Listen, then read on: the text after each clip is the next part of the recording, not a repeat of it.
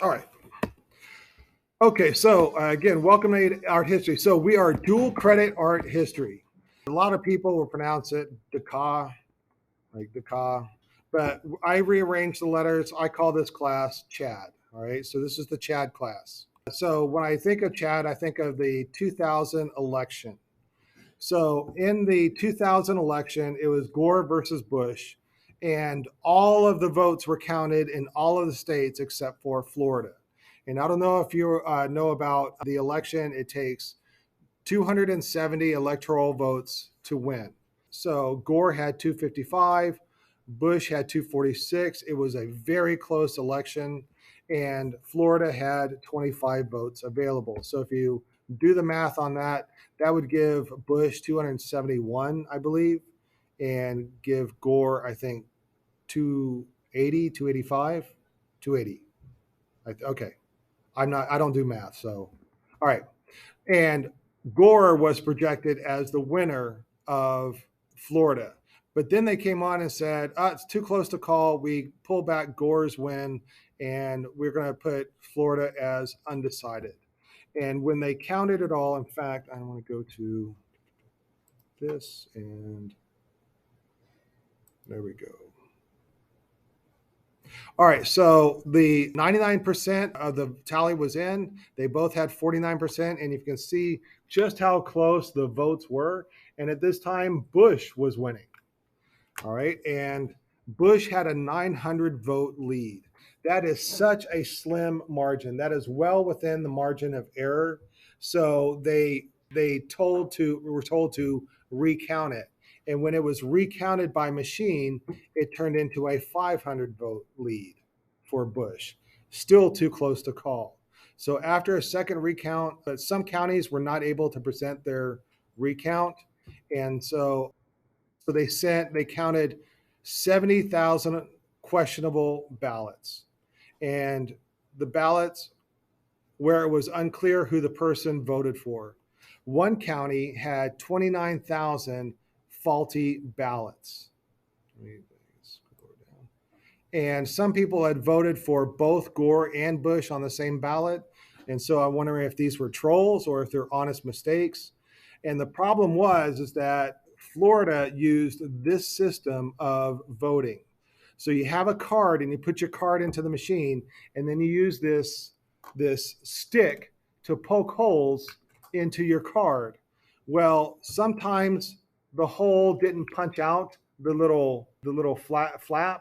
Sometimes so here's a flap holding on by one corner. Here's one holding on by two corners. Here's one holding on by three corners. Here's one where the flap didn't even get undone on any of the corners.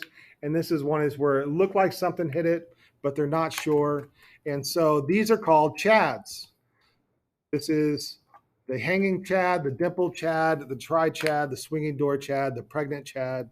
But on the news every night, they were showing people studying these cards and trying to figure out who the voter voted for, looking at these chads. So when I call this class Chad, this is what I think of. All right. Anyways, it took an act of the Supreme Court to figure out who the president was, and it turned out to be Al Gore. So, anyways, Chad's. Chad is also a like the alpha male. All right, it's the guy with the big strong chin, and I can't tell if this is exaggerated or if this is a guy. Anyways, all right, this is a Giga Chad, and then Chad is also a country in Africa. But anyways, oh, and by the way, I'm going to use maps a lot in this classroom because I keep watching these videos on YouTube of college students can't name one country. And so when you leave my class, you will not be one of this group. All right. So in this class, it's going to be mostly lecture. This is a lecture class. All my art history classes that I took were lecture classes. So I'm going to model my class on a typical college art history class. You will be taking notes. All right. And you'll be doing some things, some assignments on the computer. You'll be submitting some things into D2L and Schoology. And we'll be taking tests in this class, and you'll be doing a research project in this class. All right, so semester one is going to look like this. We're going to start with cave paintings and cave art. We're going to move on to ancient civilizations like Mesopotamia and Egypt and Greece and Rome. Then we're going to get into the medieval era with artworks in churches. And then we're actually going to look at the architecture of those churches. And then also, we are going to look at non Western art, like in Mexico or Mesoamerica and Asia and Africa, Japan, Southeast Asia, and Oceania. Second semester, we're going to start with the Renaissance. This is Italian Renaissance, Northern Renaissance, Mannerism, Baroque art, Rococo, Neoclassicism, Romanticism, Realism, Impressionism, Post Impressionism, and then we'll get into the modern art movements, of which there's a billion of. And there are 78,392,877,212 works of art. All right, so that top number is just a number I made up. All right, it's supposed to be funny, but there's a whole lot of art in this world. We only have 187 days to discuss all these artworks, and a picture is worth 1,000 words. So if a picture is worth 1,000 words, we're into 78. Is that trillion?